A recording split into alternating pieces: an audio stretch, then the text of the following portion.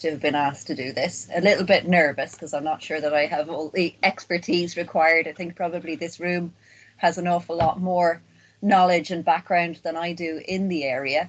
But I'll do what I can anyway, and hopefully you'll get something interesting out of this. And at the very least, I'm sure I will. So to start off, to let you know a little bit about me, I'm Aveen Bray, as Mark said, and I'm the maths strand leader on the PME and the Master in Education in Trinity College and the school placement coordinator at the moment. My background is in Trinity Access. So having done my research in maths education, I then worked for Trinity Access for a number of years. And my area of research has sort of combined maths education, widening participation, and this idea of sort of innovative pedagogies, and particularly contextualized learning to try to increase engagement and understanding of maths. So the sort of intersection of those three areas is what I'm really interested in. And I think that aligns quite nicely with numeracy, and particularly family numeracy, although it's not an area that I'm hugely familiar with.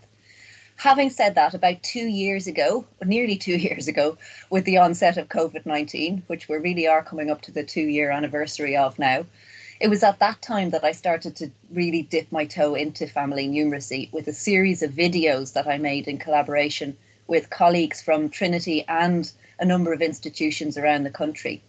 And we did that to support parents who had suddenly found themselves at home with their kids trying to homeschool them.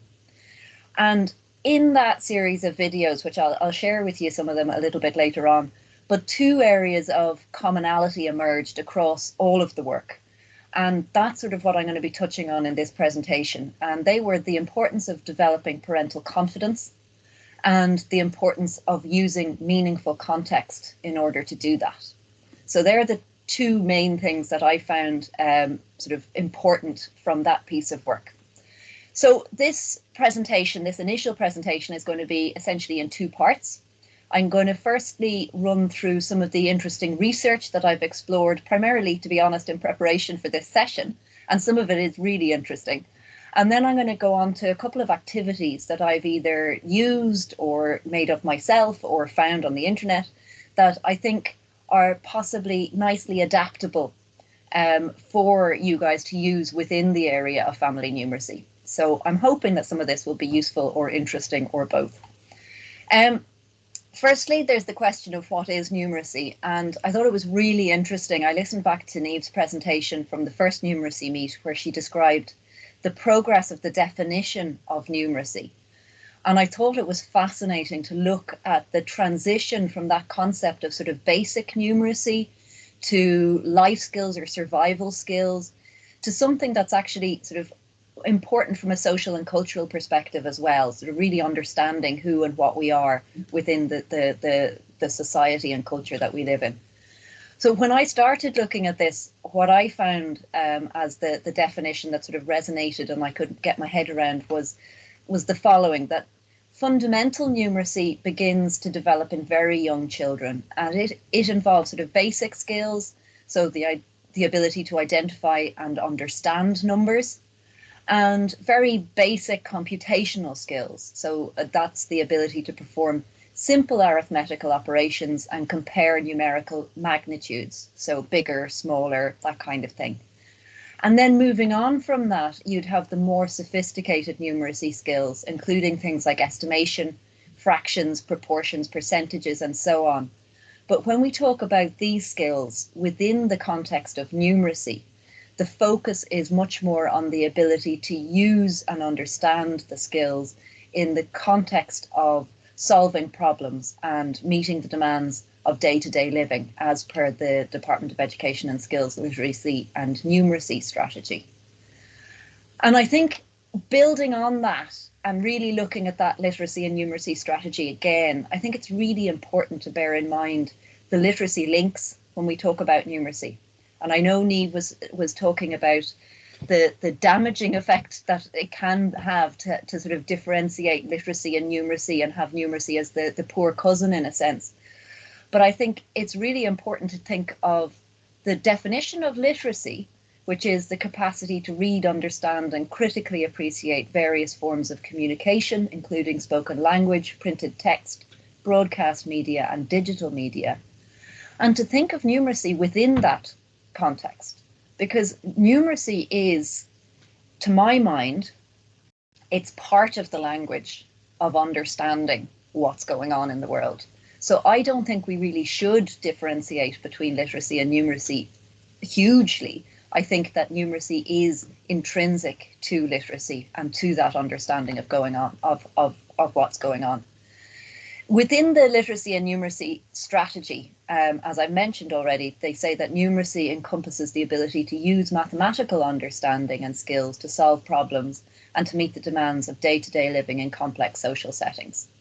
So there is still a differentiation between them, but my belief would be that numeracy is, as I said, part of literacy, that there is language, and one of those aspects of language is the numerical side of it. But there's also the other point, which is that one study of family numeracy programs in the UK found that language barriers, so not only the numerical, the ability to use numerical concepts, but that language barriers were some of the main reasons why the participants lacked confidence or the ability to help their children from a numerical point of view, from a numeracy point of view. So I think it's really important to consider these as intertwined skills, and that fact that they support inclusivity and active global citizenship. So they're not just survival skills, they're not just basic math skills and basic language skills. They actually support this ability to be inclusive in society and the idea of global citizenship. And they're really important for developing relationships and for communicating effectively. So if we think then about, if that's what numeracy is and that's the importance of numeracy, then parental involvement is what brings it into family numeracy. And I think the importance of family and of parental involvement in numeracy development is very well known. And even my own research has highlighted the really positive impact that parental involvement and interest in a student's education has on their level of engagement with learning. And that research comes from a study that we did in 2020, so just after the initial lockdown, with nearly 2,000 students from DESH schools, post-primary DESH schools. And it was a strong predictor. We did some kind of statistical modelling, which I won't go into at this point, but the level of parental engagement perceived by the students was a very strong predictor of their own active engagement with education.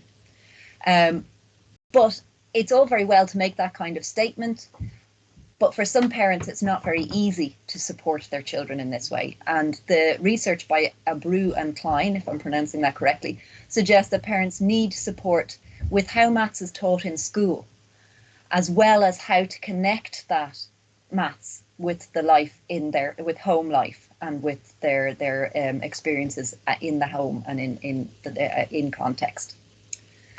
So this again is drawing on a point that was made in the previous Numeracy-Meet, and it's about the public perception of maths. And I think we all know that public perception of maths and how sometimes it's acceptable to claim that you're not good at maths.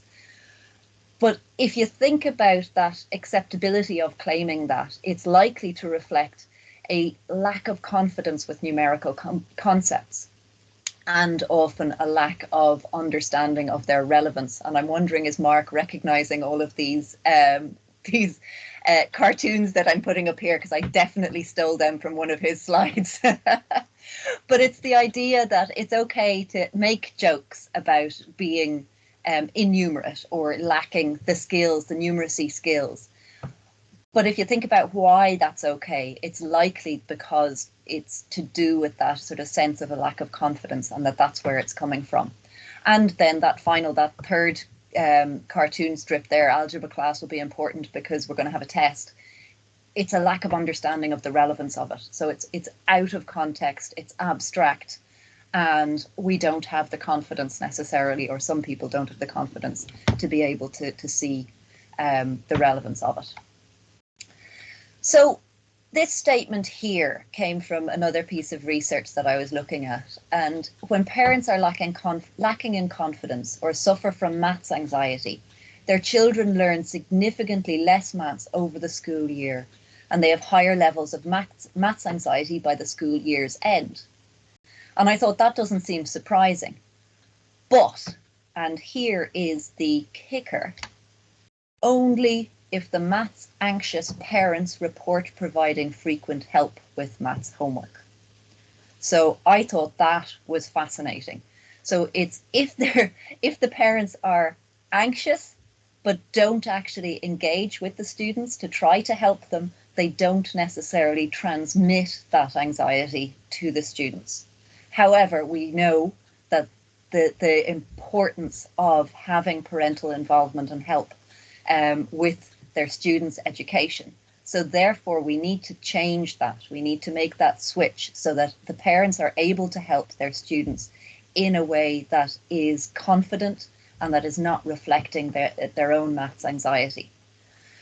So family learning programs can and should be provided to help support parental involvement by developing not only their skills, but also their confidence. And this is where the second piece of really interesting research that I found, that seems like a no-brainer. So yeah, we need to develop their skills and we need to develop their confidence. But it appears that there are broadly two types of family numeracy provision. The first one, type 1, focuses on the children's learning and the content of the school curriculum, and adult skills are discussed and developed as a secondary feature. So the primary focus is on understanding how the parents are going to help the students with that school maths. And the second type focuses on the development of the adult skills. So it's about developing the parents' confidence with their own math skills. And the awareness of the children and of the school curriculum is a secondary feature. So I don't know how many of you guys are aware of Schulman's knowledge or Schulman's model of pedagogical knowledge, content knowledge, and pedagogical content knowledge. And I think it's quite neatly described in this diagram here. So for those of you who aren't so familiar with it, the idea of content knowledge is where you would be able to teach maths. Doesn't matter who you're teaching it to, you can teach it because you're familiar with the content. Pedagogical knowledge is the idea that you can teach children. So you understand how to teach according to the group that you're teaching, but it isn't taking into account the content that you're teaching. And then pedagogical content knowledge is the ability to teach particular content to particular people. So I teach children mathematics. That's pedagogical content knowledge. And if we consider that model, you can see that the type 1 provision focuses more on content pedagogical knowledge. Actually, that should be pedagogical content knowledge, sorry. So it's that intersection piece. So it's about knowing how to teach your children maths. Whereas type 2 is a mixture between content knowledge, so actually developing an understanding of the mathematical content itself, and content pedagogical knowledge. And again, that should be the other way around, pedagogical content knowledge. So how to teach that maths to the children. And then you could ask, well, which one is best? And that's where it becomes interesting again. So first of all, we think that courses, family numeracy courses, it should be interesting and engaging, highlighting that maths should be fun. That goes across, that goes without saying across the board. But it has emerged that a more detailed initial assessment of the learner motivations and the learner levels of confidence can be helpful in responding to the needs of the parents who are coming into the courses and in the planning and delivery of the provision.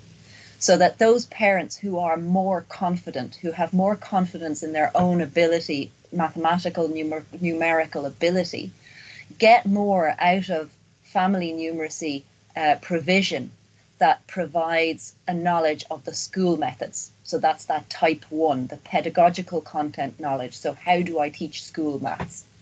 While the less confident parents, those parents whose own confidence in their own numeracy, they needed to develop their own mathematical skills. So they also needed the basic content knowledge, as well as the content and pedagogical knowledge, in order to feel equipped and capable of helping their students. So for me, that was one of the really important things from the research that I looked at, is that you actually need to tailor the provision that you're giving to these two broad, very, very broad types of parent. And that's what I found in the research. So before I go on to the second part, does anybody have any questions that I may or may not be able to answer based on that? Or maybe we'll hold off and keep it for the end. So if you do have any questions, just jot them down and we'll come back to it then at the end. So now, as I say, to the practical bits, and I'm going to just share some ideas with you of activities, and I might share one of the videos that we did previously. Mark, if you want to shout if I'm getting too long-winded here, you can give me a nod and I'll wrap it up. The first thing I want to do is, I'd like you all, if you have access to a phone or a computer or something like that, presumably you're all on computers, go to menti.com and use the code that's there on the screen, 95117093, to enter maths words, any maths words that you can think of. I'd just really like to see what words you come up with. So hopefully this works.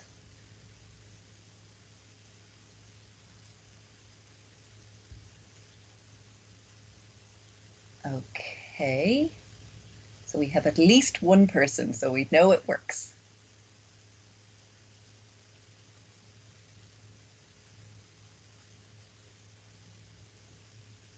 Okay, great.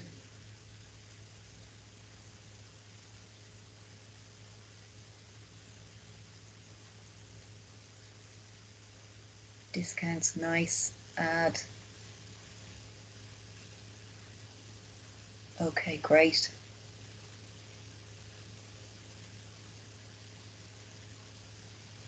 Brilliant.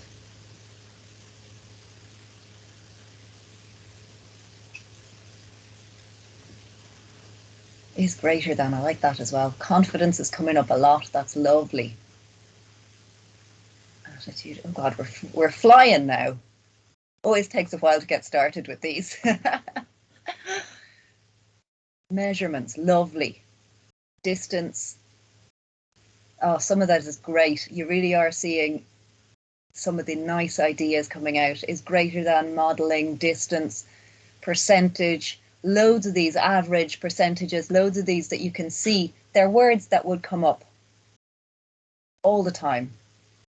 Brilliant. Okay, I'm going to keep going. I'll show you some of the ones that I thought of. So going back to that idea of literacy, it's easier if you know the language.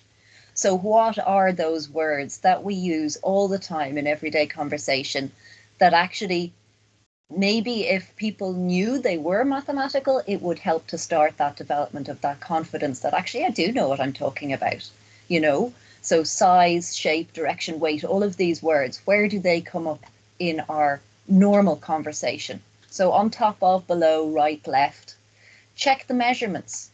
Fitting into, too big, won't fit. These are all sort of maths words. How much? Split that in two. So rather than divide, you can think of other ways of saying that. What time? Before, after, in 2 days. These are all numerical words. They're words that people are using that they may not associate with numeracy, but they actually are. What's the temperature? These are things that, you know, these are concepts that are in our everyday life, out of date. And then there are the everyday maths activities. So having thought about some of those words, what are the maths activities that you would do? What are the activities that you'll be doing every day that involve numerical concepts? And we have things like listening to the weather forecast for the daily temperature, shopping, buying stamps, cooking, baking, calculating the amount of food for a family, estimating costs. So these are going from like very simple to becoming a little bit more complex. Weighing things, painting, tiling and wallpapering, taking medicine, times, length between tablets, that kind of thing. These are all concepts that involve maths, and that your students and the people that you're working with, it's quite likely that they're actually using these, that they're talking about these, so they are engaging in numerical activities, but they may not call it that themselves. And if what we're talking about is increasing confidence, then what we want to be doing is drawing awareness to the fact that you're already doing this. This isn't something that you've never thought of before. This isn't something that you've never encountered before. Maths is not necessarily scary. It's something that you're doing all the time. So that's why I'm sort of bringing up these really straightforward things. So this was one that a colleague of mine suggested this activity, and she said it's something that she does in terms of literacy. And it's quite a nice activity to get students aware of how they use literacy or numeracy concepts all the time. So I'm going to ask you to jot down, take 2 minutes, 30 seconds, actually it should only take 30 seconds, to think about that first hour in your morning. What are the activities that you do? And if you have time, what do you think about when you do those activities? So what time do you get up? What do you do? What do you think? I'll give you 10 seconds. Actually, I'm not going to give you longer than that.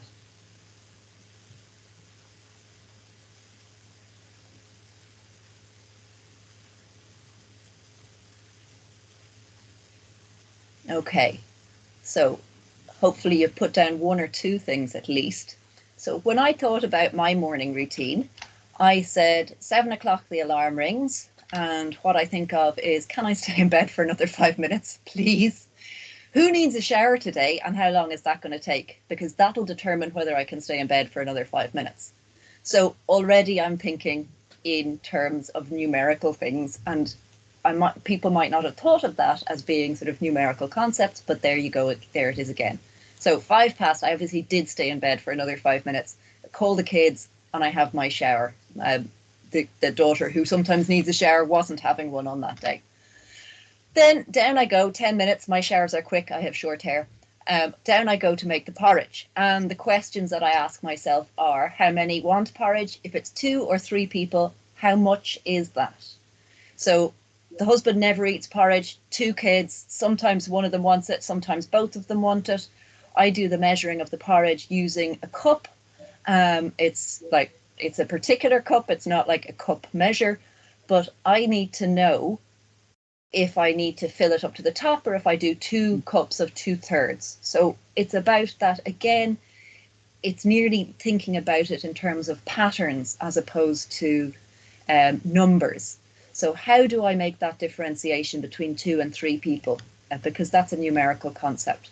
I then do Wordle, and I've only started doing that. And I don't know if any of you know Nerdle, which I've looked at a few times as well. I don't actually like it as much. It's the maths version, but I prefer Wordle. And then I was thinking, what's my average? Am I beating the husbands or kids? And I am beating kids, definitely not beating the husband. There you go. But again, that's a fun way of, if depending on the level of your students, you're looking for reasons to try to engage with these mathematical concepts. And for me, competition is always one of the best reasons. Then teeth and turn on the computer. I do that at the same time because both take 2 minutes. And then I check my emails. And at that point, I nearly always have the same question. Do I have time to answer this email? How long will it take? And how long do I have?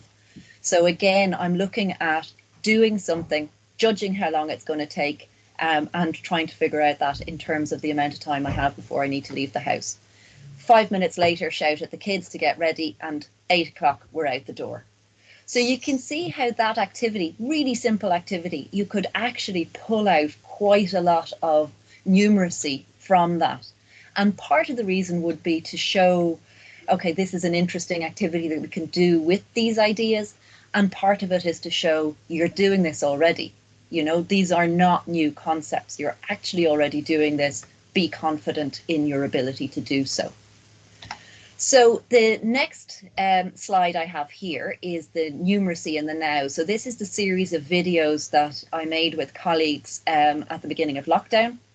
There are 6 videos, and they go from really early years. So the first one was done with kids who were 1 and 3, I think, up to the last one, Maths in the Meadow, which was me with my then 6th class kid. So there are those 6 videos there looking at different ways of engaging with contextual maths with kids.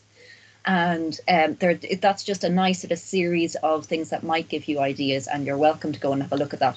One of my favourites was not my own one. It was one that I did with my colleague Anne Devitt, and if I have time, I think I have time, I'll share this with you. Hopefully it will play. So I'll just let this play and then we'll see where we go from there.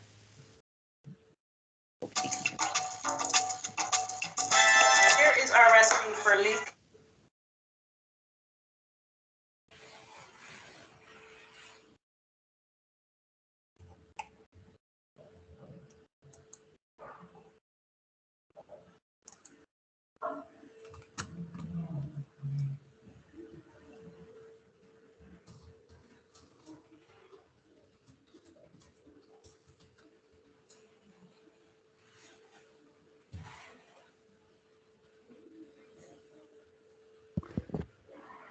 Aveen, is the sound working on your end?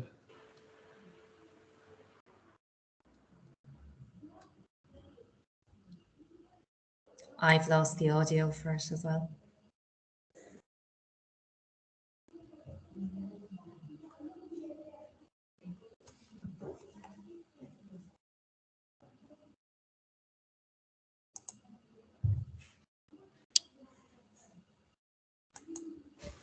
Hi, Aveen. Yeah. Morning, Aveen. Can you hear?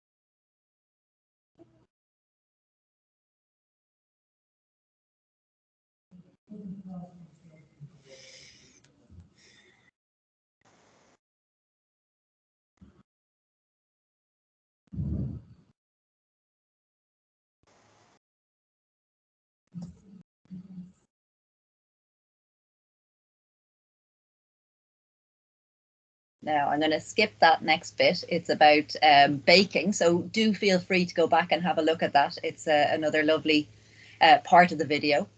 And I'm going to move on to another baking question, which was drawn from it was actually an article that I read, but this was a question that was submitted to an Australian newspaper to be answered by a cookery expert. And the question was, I'm planning to make a small Christmas cake in a 6-inch tin, 15 centimetres, and would like to calculate, to know how to calculate the quantities of ingredients needed if my recipe is for a larger tin. And the response from the chef was to just break down the recipe accordingly. For example, if your cake recipe is for a 12-inch tin or 30 centimetres, then have the recipe. And my question would be, is this answer good advice? Why or why not? So I'm hoping everybody here would go, no, it's not good advice. Don't do that. It won't work. You will really not have a nice cake. But again, I think it's nice to break this down. So first of all, I'm assuming the cake tin is a round tin. And I'm also going to assume that the heights of the tin are the same. So the question is the larger one double the smaller one? And I haven't even put in the word area there because I don't want to make it intimidating by using words that somebody may not be familiar with. And my first question would be, do you know what the 30 centimetres or the 15 centimetres refers to in a round tin?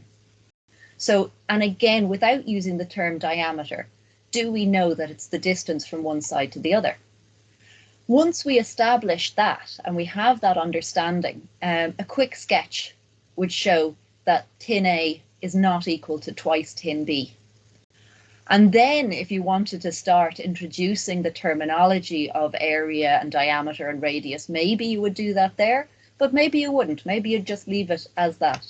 If you did want to, obviously you can look and you can show quite quickly that the area of tin A is not area equal to twice the area of tin B. But my other suggestion, if you're really just trying to help somebody be confident, is use the internet, you know, draw the sketch and then go and have a look on the internet, and only gradually develop those really the calculation or computational skills.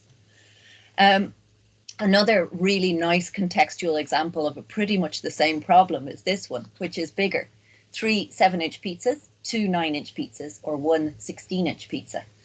And I know having taught maths now for a number of years that this is not an uncommon question, but the reason I'm familiar with it is because many years ago, the pizza place that we always got our pizzas from was doing a deal. So we used to always get 2 9-inch pizzas, and they had a deal where it was 1 16-inch pizza for half price. So we thought we'd go for the 16-inch pizza and get garlic bread as well, because we'd probably be hungry. And that's me being a maths teacher and my husband being a complete nerd, not realizing that the 16-inch pizza, the area of a 16-inch pizza was actually considerably bigger than the area of 2 9-inch pizzas. So it was only as we actually got increasingly full that we went, oh, area of a circle. Okay. So but it's that kind of thing that's actually a really nice example. So this activity is one that I've done with transition year students, second year students, and so on. And it's once there's that sort of realization to put it into some kind of meaningful context then. So if you have a budget of €50 to feed your team, how can you get the most margarita pizza, and what area of pizza is that? And you can provide your team or your students or whatever it is with websites where they can go to and actually research the cost per area of pizza. And I did this with a group of students, and I swear to God, one of them at the end of it said, I will never order a pizza without calculating the price per area again. I would seriously doubt that she's ever actually gone and done that, but I tell you, that was one of the highlights of my teaching career, you know. So that pretty much brings me to the end. I think I'm probably way over time at this stage. The final example of an activity is one that I used with foundation course students in the Trinity Access programme. They were just starting off, and I was asked to do a short presentation to let them know why they should engage with the maths component of the foundation course. And this was the idea that I had. And it was an exploration of how easily statistics can be misunderstood when they're reported in the media. And this was from the Sunday Times, half of COVID hospital cases fully vaccinated. And what I did was I just ran through a really basic modelling of, if we have a population of 1,000 and 10 people are in hospital, what's the likelihood of being vaccinated or not? So the odds of ending up in hospital are 4 times higher if you're not vaccinated. So I'm not going to go into that in too much detail because I know I have to draw this to a close. I really hope you have enjoyed that. My last slide there, or nearly last slide, is that confidence and context. If we can use that, if we can increase the participants' confidence by giving them maths in context that's meaningful, then they are going to end up empowered and numerate. So I'm going to stop sharing now. I have another slide with a few